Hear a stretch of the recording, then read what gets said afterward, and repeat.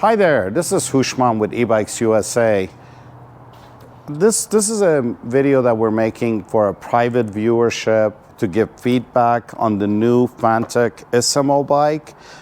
We received this bike over a week ago, nearly 2 weeks ago, I guess. We assembled it. The build quality is exactly the way what I remember from 2020. Great build quality, the frame is solid. All the great characteristics that I remember from this bike exist. But I wanted to share some of our observations on how it rides and what we see the potential for this bike.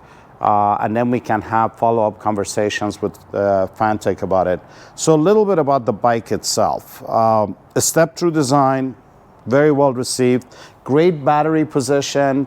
It's a 48-volt system. I believe it's 10 amp hour. I need to verify it, but it's on the smaller side, which is actually a good thing. And then the new M600 mid-drive motor from Bafang. Great choice on this bike. It has plenty torque for when it needs it. But what I like about this motor, it's very smooth and it's very quiet. Those are great characteristics for a bicycle like this. Then the rest of the frame, adjustable seat. The seat initially, when I looked at it, I didn't think it would be comfortable. Surprisingly, it is. So I think you know, it's a good choice for this bike. The included accessories, we installed them.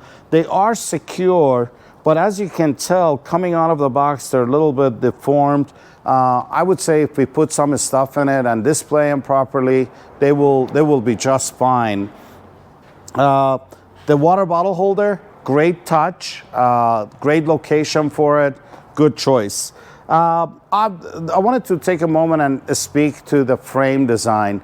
I remember these bikes from 2020 without the covers. We never put the covers on them. And that was the great attraction about the frame, the hollow design, the truss system, beautiful. The black bike that we received came with the covers. It looks great, but in some ways it takes away from that clever frame design that this bike is known for. Also a personal preference, I probably would ride this bike without the covers. Some people may want to, accessorize it, make it personalized. I get it, but that's my feeling about it. I wanted to take a few moments to talk about some of the idiosyncrasies that we've noticed, the quirks. I call them the quirks. There's nothing wrong with it. The first thing is, this bike, you have to turn on the battery in order to turn on the bike. Works great. Plus, it's a great security system. But then we notice the headlight is connected directly to the battery, so is the horn. However, the display doesn't automatically turn on. Simple enough. We can hold the power button on the display pad. It comes on, but most users, when they stop, it's the end of their ride, they will turn off the display and they walk away from it. However, the light and the horn and the battery remain on. I did some testing on it. I don't remember exactly how long, but let's just say 20, 30 minutes, this battery puts itself to sleep. This could be a slight potential problem.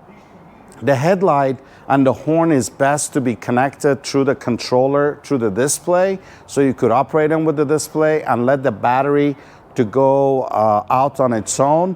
What I anticipate seeing is user will ride it to go have lunch on a bright sunny day and they will leave it on with the headlight on, which will let some people think the bike is still turned on.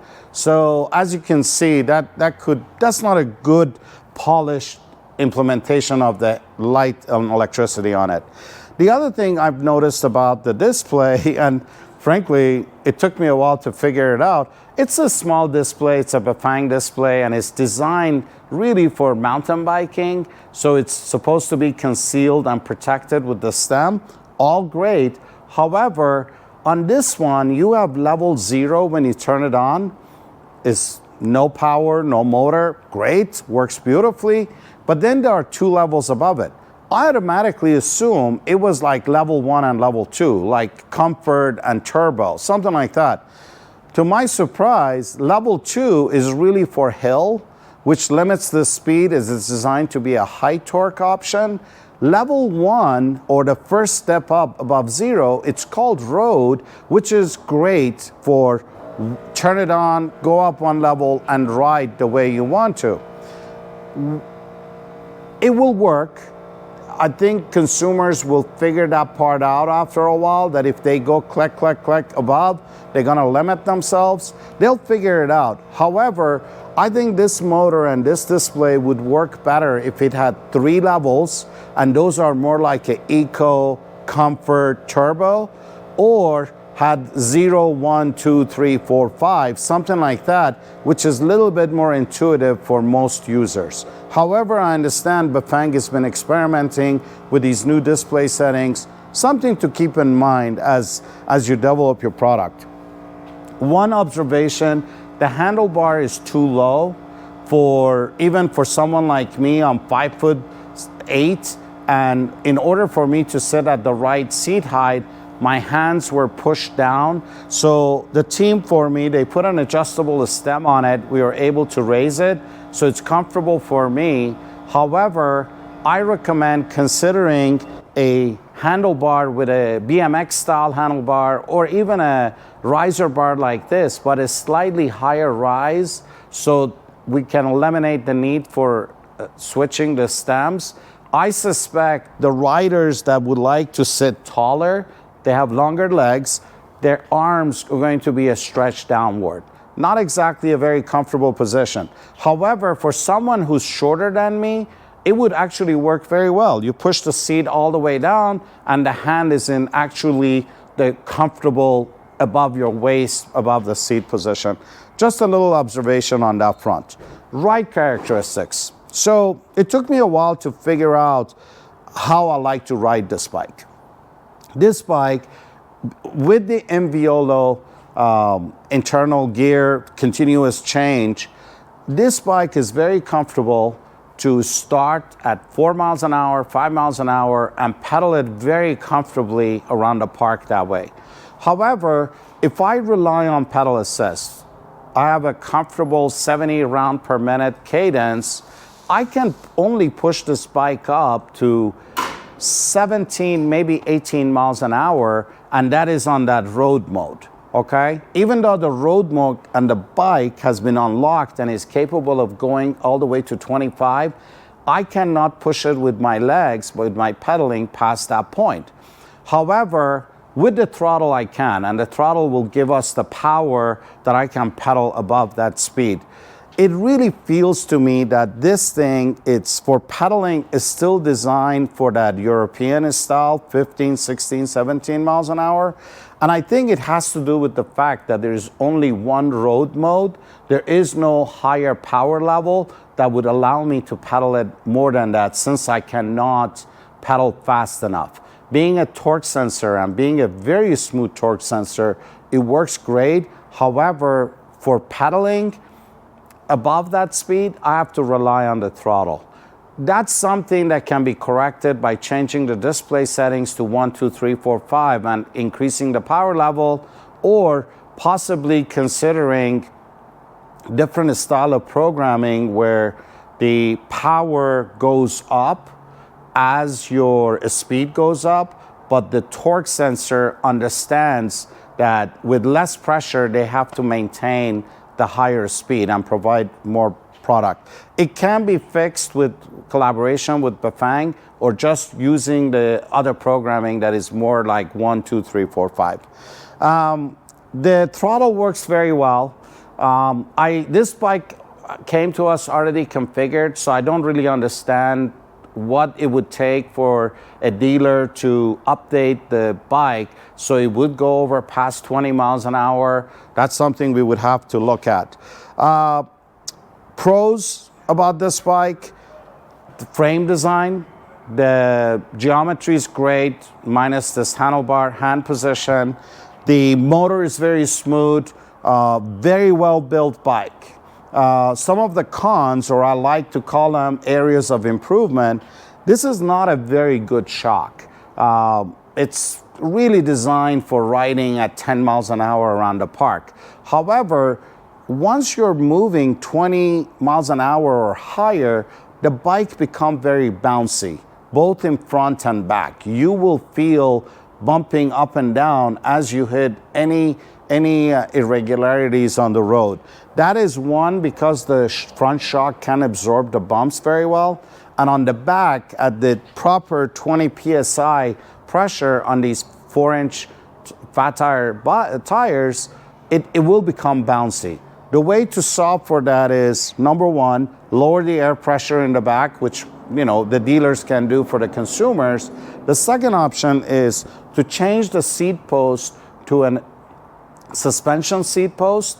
That would make it a little bit more comfortable for the rider. However, that will prevent the seat from going all the way down, so it may limit the ability for shorter riders to take advantage of a suspension seat post. However, for people my height or taller, that shouldn't be a problem. One other area that about this bike that I noticed, I like the storage box behind the rider. It's a clever idea, and the fact that it uses the same key, it's a win.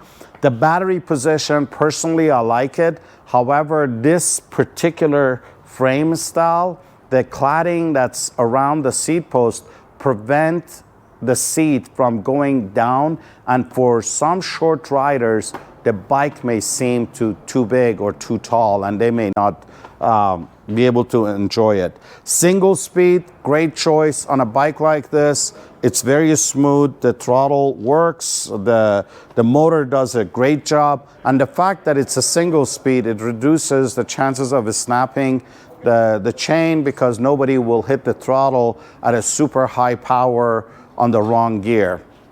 And of course, with this particular programming on the display, it's really not a high power start. This is, I would compare it, the programming on road is at best a comfort program. It's definitely not eco, and it's definitely not the turbo mode. I did a unscientific battery range. I think I put in 10 miles on it, and I noticed that I had consumed 23% of the battery, almost 25%. Now, some of that was doing it at 22, 23 miles an hour. Some of it was at 10, 15 miles an hour, all around our store here in Denver, which is mostly flat. Based on that, I'm going to say this is a 30 to 40 miles battery, probably closer to 30, not knowing what the riders will do. And that has to do with the size of the battery. A slightly heavier, by definition, heavier battery that has higher capacity obviously will yield more, it will cost more, but I'm not sure the target consumer for this bike will ever need a 15 amp hour, 750 watt hour type battery for something like this. I think 500 watt is plenty, 500 watt hours. Demographics. I see this bike competing with nicer step-through hub drive bikes that are retailing around $2,000, $2,300. So for someone to justify paying $3,200, it either needs to be a fashion accessory, a lifestyle purchase, or this bike needs to be right around $2,700, $2,800 to justify the price difference going from a nicer hub drive to a mid drive. Clearly, it's a much nicer bike than anything that's out there for $2,000 or less. However, there are new bikes that are hitting the market that are around $2,000, hub drives that are becoming more refined. So next year, we will have bicycles that are $2,200, $2,300, hub drives that will ride as smoothly, as nice as this bike, with bright colors and fashion accessories and so forth. Properly marketed, and that would make some great competition for this bike. Overall, I like it. Handlebar is an area that needs to be adjusted.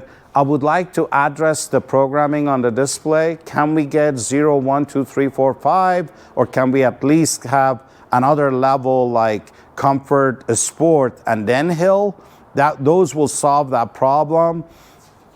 The last item about improvement is consider improving the front shock, so this would be a more comfortable ride all around.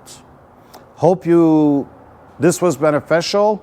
I'd like to follow up with you so we can have a discussion in person, but I thought this may be helpful in sharing our observations. Thanks, guys.